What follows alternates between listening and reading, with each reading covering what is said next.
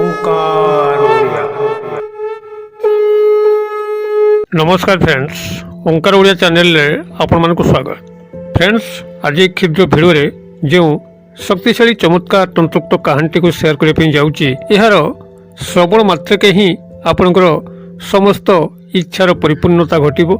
आपणकर चाकरी वृत्तिर प्राप्ति पाई हो, वाणिज्य व्यवसाय उन्नति पाई हो, प्रेम प्रणय विवाह को सफल करने हो, कठिन रोग कष्ट ऋण कष्ट शत्रु मान दौरात्म्य रक्षा पाइबापी हो, जेकोसी आशा इच्छा कामना जहाँकि आज पर्यंत परिपूर्ण हो पारना, केवल ये कहानी श्रवण मात्रके ही आपणकर ताहा परिपूर्णता हबार समस्त प्रारंभिकता आरंभ हो। आपणकर कहानी एक कृषक एवं नागुणीर प्रतिशोधर कथावस्तु उपर आधारित। कहानी जो भाव में ज्ञानवर्धक शिक्षणीय से भाव में मनोरंजन धर्मी मध्य। कहानी को श्रवण समय आपण जो इच्छाटी को निजर मनर प्रच्छद पटे रखिबे से ही इच्छाटी ही परिपूर्ण हो। तेबे जेहेतु यह एक व्रत कथा, कहानी को शुणिला बेले गड़े गड़े कर शुणिबे नहीं, किंबा कहानी चलथिला बेले अधारू छाड़ी चल जिबे नहीं, जद्वारा कि यही व्रत कथा प्रति अपमान होबो एवं आपणकर लाभ होबा परिवर्ते क्षति होबो। अतएव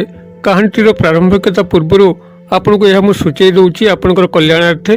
जदि हाथ आपणकर से 5-10 मिनिट समय अच्छी तो कहानी सह आगू को बढ़ंतु। एवं जदि यही तंत्र मंत्र भिडियो आपण मन रुचि रही थाए, प्रथम बार करके आम चैनल आपण पाद दे थांती, तेबे चैनल कड़े थिबा लाल कलर सब्सक्राइब बटन क्लिक करी बेल आइकन क्लिक करी एवं ऑल नोटिफिकेशन पर क्लिक करी चैनल टी को सब्सक्राइब कर नियंतु, जेभली कि आम जेतल मध्य आपण मन सेवारे एही भली भिडियो अपलोड करिवो तार नोटिफिकेशन आपण पाखरे सर्वप्रथम पहुंचबो एवं से सब को आपण माने देखिकरी किछि ज्ञान आहरण करि परिबे। तबे फ्रेंड्स, एबे सुन नजर पकेबा एही तंत्रोक्त शक्तिशाली गाथा, जहा कि एक कृषक एवं नागुणीर प्रतिशोध कथावस्तु उपरे पर्यवेसित। कहानीर कथावस्तु अनुଯାयी प्राचीन समय एक कृषक एक ग्राम रे रहुथिला। से चाष जमी रे चाष बास करिकरी तार पेट को भरण पोषण करथिला। तार परिवार मध्यरे तार स्त्री थिला एवं गोटे शिशु पुत्र मध्य थिला। एकदा ता जमी से हल करथिबा समय एक कोदाल सहायता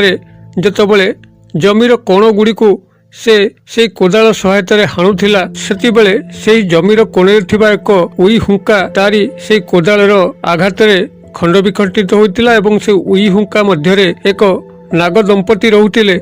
सेही समय नागुणीटी बाहर को जाइथिला। नाग एवं तार एक शिशुपुत्र से उई हुंका मध्य थिले। जेतेबेले कृषक कोदाल चोट मारुथिला, से उई हुंका उपरे उई हुंकाटी तो खंड विखंड हो गला। से खंड विखंड मध्यरे जे कि नाग से मध्य दुई गड़े परिणत हो गला। यह देखिकरी कृषक हतचंबित होगा सह गभीर दुखे भांगी पड़ला जे भूल बसत तार कोदाल चोटरे गोटे नागर मृत्यु घटिला। तो यही गभीर म्रियमाण अवस्था जितेबाला उई हुंकाटी को तन्न तन्न करी देखते तो देखिला गात भितर एक छोट साप अच्छी, जहाँकि से नागर संतान अटे। आउरी भल करी खोजिला परे आउ कौनसी साप को से गाତରେ देखिया पाइले नहीं। अतएव कृषक निश्चित हो गला जे से गाତରେ यही बड़ नाग एवं तार एक संतान ही अच्छी। नागुणी से समय से गाତରେ नथिला, हुए तो नागुणी बाहर को जाई थाई पारे किंबा नागुणी हुए तो आगुरु मरी जाइछि।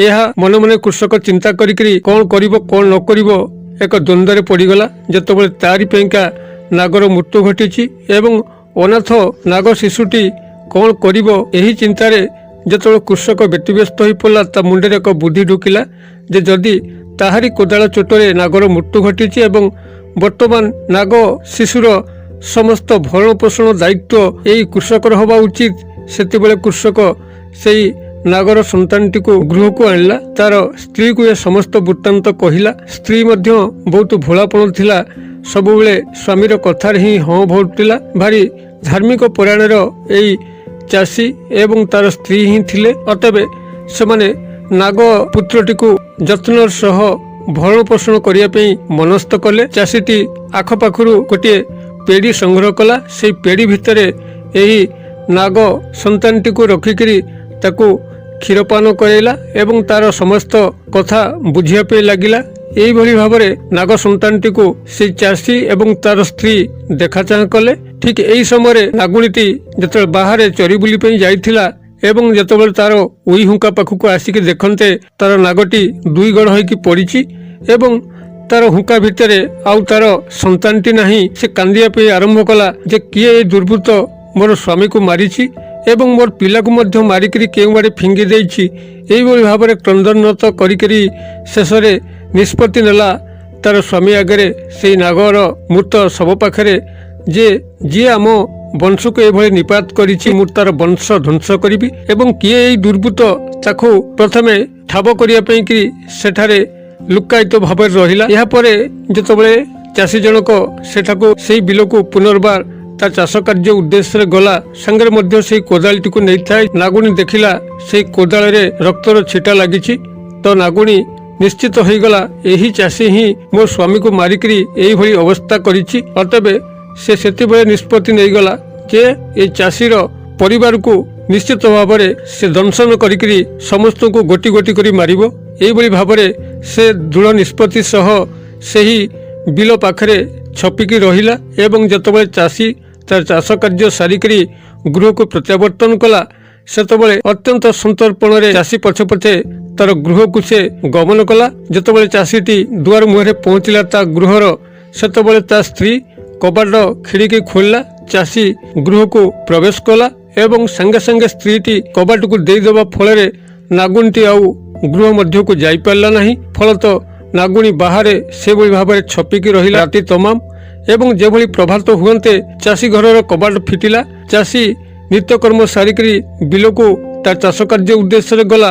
ଚାଷୀର ସ୍ତ୍ରୀଟି କୌଣସି କାର୍ଯ୍ୟ ଉଦ୍ଦେଶ୍ୟରେ ବାହାରକୁ ଯାଆନ୍ତେ ଏହି ସୁଯୋଗ ନେଇକରି ନାଗୁଣୀ ସେଇ ଚାଷୀର ଘରେ ମଧ୍ୟରେ ପ୍ରବେଶ କଲା ଏବଂ ଦେଖିଲା ତାର ଘର ଭିତରେ ଆଉ କେହି ନାହିଁ, ତାର ଏକ ଶିଶୁପୁତ୍ର ଅଛି। ଏଇ ଶିଶୁପୁତ୍ର ଚାଷୀର ସ୍ତ୍ରୀ ଏବଂ ଚାଷୀକୁ ନେଇ ତାର ଛୋଟ ପରିବାର। ତ ନାଗୁଣୀ ସେଠି ଚାଷୀର ଶିଶୁପୁତ୍ରକୁ ହିଁ ମାରିବାକୁ ପ୍ରଥମତଃ ମନ ବଳେଇଲା, କାରଣ ତାରି ପାଖରୁ ହିଁ ପ୍ରଥମତଃ ପୁତ୍ରକୁ ହରଣ କରାଯାଇଛି ଏବଂ ସ୍ୱାମୀକୁ ମଧ୍ୟ ମାରି ଦିଆଯାଇଛି। ଅତବେ ଏହି ହିଁ ପ୍ରକୃଷ୍ଟ ସମୟ ଯେତେବେଳେ କି ଶିଶୁପୁତ୍ରକୁ ସେ ଦଂଶନ କରିବ। ଚାଷୀ ଏବଂ ତାର ସ୍ତ୍ରୀ ପ୍ରଥମେ ହିଁ ଦୁଃଖରେ ଭାଙ୍ଗି ପଡ଼ିବେ ଏବଂ ନାଗୁଣୀର ମନରେ ଯେଉଁ ନିଆଁ ଜଳୁଛି, ଯେଉଁ ଶିଶୁପୁତ୍ରକୁ ହରେଇକରି ତା ମନେ ଯେଉଁ ଗଭୀର କ୍ଷୋଭ ଜାତ ହେଉଛି ସେ କ୍ଷୋଭକୁ ପ୍ରକୃତ ପକ୍ଷରେ ଚାଷୀ ଏବଂ ତାର ସ୍ତ୍ରୀ ବୁଝିପାରିବେ। ଏହା ଚିନ୍ତା କରନ୍ତେ ଶିଶୁପୁତ୍ରକୁ ନାଗୁଣୀ ଦଂଶନ କଲା ଏବଂ ଦଂଶନ ଜାଳରେ ଶିଶୁପୁତ୍ର ଛଟପଟ ହୁଅନ୍ତେ ନାଗୁଣୀ ସେ ସ୍ଥାନରୁ ପ୍ରସ୍ଥାନ କଲା। ଯେତେବେଳେ ନାଗୁଣୀ ପ୍ରସ୍ଥାନ କରୁଛି ସେତେବେଳେ ଚାଷୀ ବିଲକୁ ତ ବାହାରିବା ପାଇଁ ଉଦ୍ୟତ ହେଉଥିଲା। ସେହି ସମୟରେ ନାଗୁଣୀ ଯେତେବେଳେ ଚୋଟ ମାରିକରି ଗୃହରୁ ଫେରି ଆସୁଛି ତ ଚାଷୀ ଆଖିରେ ସେଇ ନାଗୁଣୀଟି ପଡ଼ିଗଲା। ତ ନିଶ୍ଚିତ ଭାବରେ ଚାଷୀ ଜାଣିପାରିଲା ଯେ ଇଏ ହେଉଛି ସେଇ ନାଗୁଣୀ ଯାହାର ନାଗକୁ ସେ କୋଦାଳ ଚୋଟରେ ଦୁଇଗଳ କରିଥିଲା ଏବଂ ତା ଶିଶୁପୁତ୍ରଟିକୁ ନେଇ ଆସିଥିଲା। ତ ସେ ସ୍ଥିର ନିଶ୍ଚିତ ହୋଇଗଲା ହୁଏତ ମୋ ଶିଶୁପୁତ୍ରର ଇଏ ନିଶ୍ଚିତ କିଛି ଅନିଷ୍ଟ କରିକି ଫେରିଛି ଏବଂ ସେହି ନାଗୁଣୀର ପ୍ରସ୍ଥାନକୁ ମଧ୍ୟ ଚାଷୀର ସ୍ତ୍ରୀ ମଧ୍ୟ ଦେଖିକରି ସେ ଏକା କଥା ହିଁ ଚିନ୍ତା କଲା।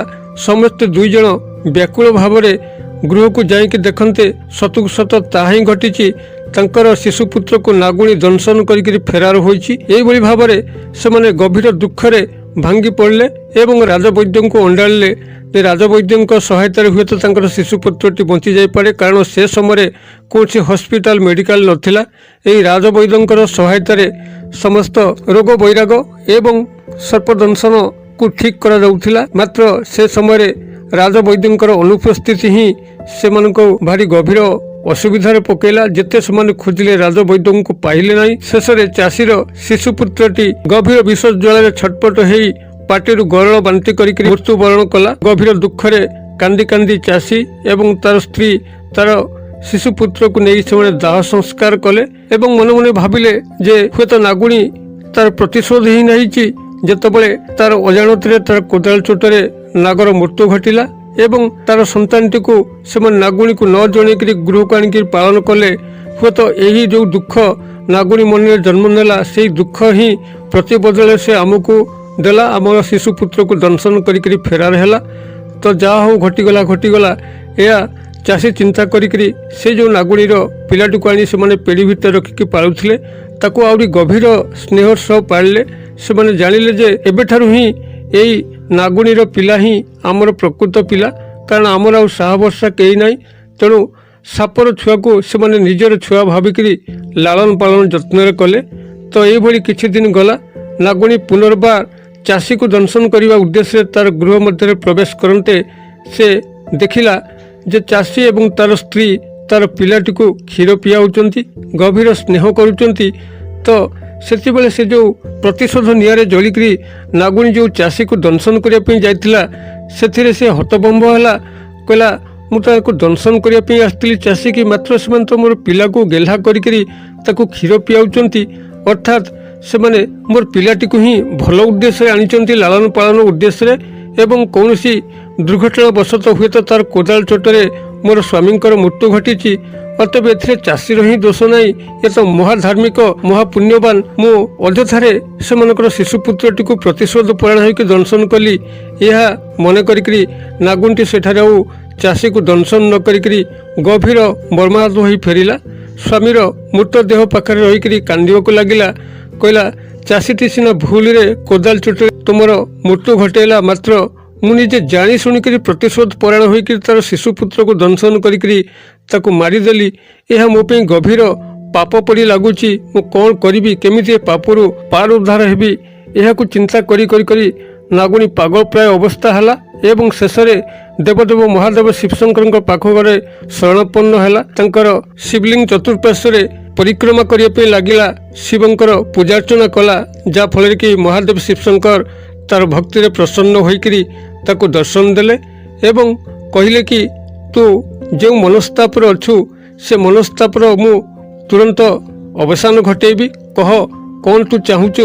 ଯାହା ତ ଘଟିବା କଥା ଘଟିଗଲାଣି, ତୁ ଏବେ କ'ଣ ଚାହୁଁଛୁ କହ।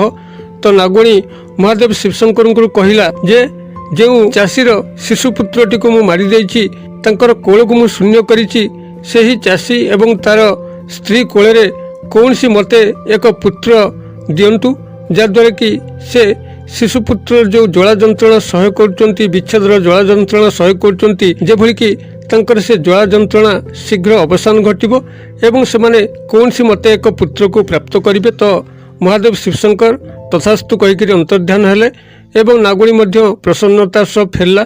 ଏହିଭଳି ଭାବରେ କିଛି ଦିନ ଯାଆନ୍ତେ ଏକ ପଣ୍ଡିତ ଏବଂ ପଣ୍ଡିତଙ୍କର ସ୍ତ୍ରୀ ହଠାତ୍ ଏକ ପୁତ୍ରକୁ ଧରିକରି ଦୌଡ଼ି ଦୌଡ଼ିକରି ଚାଷୀ ଘରେ ଆସିକରି ପହଞ୍ଚିଲେ ଏବଂ ଅତ୍ୟନ୍ତ ତରବର ଅବସ୍ଥାରେ କହିଲେ ଯେ, କିଛି ଗୁଣ୍ଡା ବଦମାସ ଆମ ପଛରେ ଗୋଡ଼େଇଛନ୍ତି, ଆମକୁ ସେମାନେ ମାରିଦେବେ ଏବଂ ଏ ପୁତ୍ରଟିକୁ ମଧ୍ୟ ମାରିଦେବେ।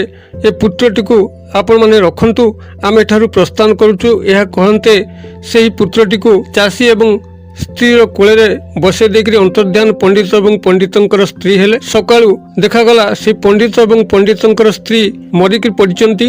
ତ ସେବେଠାରୁ ହିଁ ସେହି ପୁତ୍ରଟି ଚାଷୀ ଏବଂ ତାର ସ୍ତ୍ରୀ ପାଖରେ ହିଁ ରହିବା ପାଇଁ ଲାଗିଲା। ଅତଏବ ମହାଦେବ ଯେଉଁ ବର ପ୍ରଦାନ କରିଥିଲେ ନାଗୁଣୀକୁ, ଚାଷୀ ଏବଂ ତାର ସ୍ତ୍ରୀ କୋଳରେ ଏକ ପୁତ୍ର ହିଁ ପ୍ରଦାନ କରିବେ କୌଣସି ମତେ, ତାହା ହିଁ ସତ୍ୟରେ ପରିଣତ ହେଲା। ବର୍ତ୍ତମାନ ଏହି ପଣ୍ଡିତ ଏବଂ ପଣ୍ଡିତଙ୍କର ସ୍ତ୍ରୀଙ୍କର এই ଯେଉଁ ସନ୍ତାନଟିକୁ ଚାଷୀ ଏବଂ ତାର ସ୍ତ୍ରୀ ସ୍ନେହ ସହ ପାଳିଲେ, ତା ସାଙ୍ଗରେ ମଧ୍ୟ ନାଗୁଣୀର ସନ୍ତାନଟିକୁ ସେହିଭଳି ଭାବରେ ପାଳନ କରିବା ପାଇଁ ଲାଗିଥାନ୍ତି। ଇତିମଧ୍ୟରେ ଯେତେବେଳେ ନାଗୁଣୀ ଦେଖିଲା ତାର କଥାଟିକୁ ମହାଦେବ ଶିବଶଙ୍କର ରଖିଛନ୍ତି ଏବଂ ଚାଷୀ ଏବଂ ତାର ସ୍ତ୍ରୀ ଏକ ପୁତ୍ର ସନ୍ତାନ କୌଣସି ମତେ ପ୍ରାପ୍ତ କରିଛନ୍ତି, ସେତେବେଳେ ନାଗୁଣୀ ଭାବିଲା ଯେ ତାହାର ଆଉ ତ ସଂସାରରେ କୌଣସି କାମ ନାହିଁ, କାରଣ ସ୍ୱାମୀ ତ ପୂର୍ବରୁ ହିଁ ମରିଯାଇଛନ୍ତି ଏବଂ ସନ୍ତାନଟିକୁ ତ ଚାଷୀ ଏବଂ ତାର ସ୍ତ୍ରୀଟିକୁ ଗେହ୍ଲା ରଖିଛନ୍ତି, ତ ସେ ଆଉ ସଂସାର ରହି କରିବ କ'ଣ? ତେଣୁ ସେ ମଧ୍ୟ ସଂସାରରୁ ବିଦାୟ ନେବାକୁ ବସନ୍ତେ। ତ ଯେତେବେଳେ ସେମାନେ ଇଚ୍ଛାଧାରୀ ନାଗ ଏବଂ ନାଗୁଣୀ ଥିଲେ, ସେମାନଙ୍କର ଯେଉଁ ନାଗମଣି ଥିଲା, ଯେଉଁ ନାଗମଣି ମାଧ୍ୟମରେ କି ଅସମ୍ଭବକୁ ସମ୍ଭବ କରି ହେଉଥିଲା, ସେହି ନାଗମଣି ସହାୟତାରେ ନାଗୁଣୀ ସ୍ତ୍ରୀ ରୂପରେ ପରିବର୍ତ୍ତିତ ହେଲା ଏବଂ ଚାଷୀ ପାଖକୁ ଯାଇକରି କହିଲା, ଏଇ ନାଗମଣିକୁ ରଖନ୍ତୁ, ମୋର ଆଉ ସଂସାର ତ ରହିବାର କିଛି ଆବଶ୍ୟକ ନାହିଁ, ଏ ନାଗମଣିକୁ ରଖିଥାନ୍ତୁ। ଏ ଯେଉଁ ପୁତ୍ର ମୋର ଆପଣଙ୍କ ପାଖରେ ବଢୁଛି, ତ ଯାହା ହେଲେ ବି ଆମେ ସାପ ଜାତି, ଭାରି ଦୁଷ୍ଟ ପ୍ରଜାତି, ପୁଅ ଉପରେ ବିଶ୍ୱାସ ରଖନ୍ତୁ, କିଛି ମନା ନାହିଁ, କିନ୍ତୁ ସେଭଳି ଏତେଟା ବିଶ୍ୱାସ ରଖିବେ ନାହିଁ। ଯଦି ଭୁଲବଶତଃ ମୋର ପୁଅ କିଛି ଗଣ୍ଡଗୋଳ କଲା, କାହାକୁ ଦଂଶନ କଲା ଆପଣଙ୍କର ପରିବାର ମଧ୍ୟରେ କିମ୍ବା ବାହାରେ କୋଉଠି ଦଂଶନ କଲା, ତ ଏଇ ନାଗମଣିକୁ ସେ ଦଂଶନ ସ୍ଥାନରେ ଛୁଆଇ ଦେଲେ ସେ ବ୍ୟକ୍ତିଟି ପୁନର୍ବାର ଜୀବିତ ହେବ, ଆପଣଙ୍କର ଏତେ କ୍ଷୟକ୍ଷତି ହେବ ନାହିଁ। ଏଇଭଳି ଭାବରେ କହିକିରି ନାଗମଣିକୁ ଚାଷୀ ହାତରେ ଦେଇକରି ସେ ସେଠାରୁ ପ୍ରସ୍ଥାନ କଲା ଏବଂ ତାର ସ୍ୱାମୀର ମୃତଦେହ ପାଖରେ ପ୍ରାଣନାଶ କଲା। ଚାଷୀ ଏବଂ ତାର ସ୍ତ୍ରୀ ବହୁତ ଧନଧାନ୍ୟରେ ଉନ୍ନତି କରିବା ସହ ସକଳ ଆଶା ଇଚ୍ଛା କାମନାର ପୂର୍ତ୍ତି ଏହି ନାଗପୁତ୍ର ମାଧ୍ୟମରେ କରାଇ ପାରୁଥିଲେ। ଏହିଭଳି ଭାବରେ ତାଙ୍କର ସଂସାର ବହୁତ ହସ ଖୁସିରେ ନିର୍ବାହ ପାଇଁ ଲାଗିଲା। ତ ଏଇଠି ଥିଲା ଏହି କାହାଣୀର ପରିସମାପ୍ତି, ଏକ ନାଗୁଣୀର ପ୍ରତିଶୋଧ ଏବଂ ଚାଷୀର କାହାଣୀ। ଯଦି କାହାଣୀଟି ଆପଣଙ୍କୁ ଭଲ ଲାଗିଥାଏ ତେବେ ଏହା ଗୋଟେ ଲାଇକ୍ କରିବେ ଏବଂ ସାଙ୍ଗସାଥି ମହଲରେ ଏହି ତନ୍ତ୍ରୋକ୍ତ କାହାଣୀକୁ ସେୟାର କରିବେ, ଯେଭଳି କି କୌଣସି ଦର୍ଶକ ଯେତେବେଳେ ଏହାକୁ ଦେଖିବେ ଏବଂ ତାଙ୍କର ମନର ପ୍ରଚ୍ଛଦ ପଟରେ କୌଣସିକୁ ଆଶା ଇଚ୍ଛା କାମନାକୁ ରଖିକି ଶ୍ରବଣ କରିବେ, ସେତେବେଳେ ତାଙ୍କର ସେ ଆଶା ଇଚ୍ଛା କାମନାଟି ଚରିତାର୍ଥ ହେବା ସହ ଆପଣଙ୍କୁ ନାଗ ନାଗୁଣୀ ଏବଂ ମହାଦେବ ଶିବଶଙ୍କରଙ୍କର ଗଭୀର ଆଶୀର୍ବାଦ ପ୍ରାପ୍ତ ହେବା ପାଇଁ ଲାଗିବ। ଭିଡ଼ିଓର କ୍ଷୁଦ୍ର ପରିସର ମଧ୍ୟରୁ ମୋତେ ଏଇଠି ଆଜି ବିଦାୟ ଦିଅନ୍ତୁ। ପୁଣି ଆପଣମାନଙ୍କ ସହ ଦେଖା ହେବ ଆଉ ଏଇଭଳି ଏକ ଶିକ୍ଷଣୀୟ ଭିଡ଼ିଓରେ। ସେ ପର୍ଯ୍ୟନ୍ତ ଦର୍ଶକ ବନ୍ଧୁ ଆପଣମାନେ ସମସ୍ତେ ମଙ୍ଗଳମଙ୍କ କୃପାରୁ ଭଲରେ ଥାନ୍ତୁ। ରହୁଛି। ସର୍ବେ ଭବନ୍ତୁ ସୁଖିନ, ସର୍ବେ ସନ୍ତୁ ନିରାମୟା, ସର୍ବେ ଭଦ୍ରାଣୀ ପଶ୍ୟନ୍ତୁ, ମା କଶ୍ଚିତ୍ ଦୁଃଖଭାଗ୍ ଭବେତ୍। ଓಂ ଶାନ୍ତି, ଓಂ ଶାନ୍ତି, ଓಂ ଶାନ୍ତି। ନମସ୍କାର।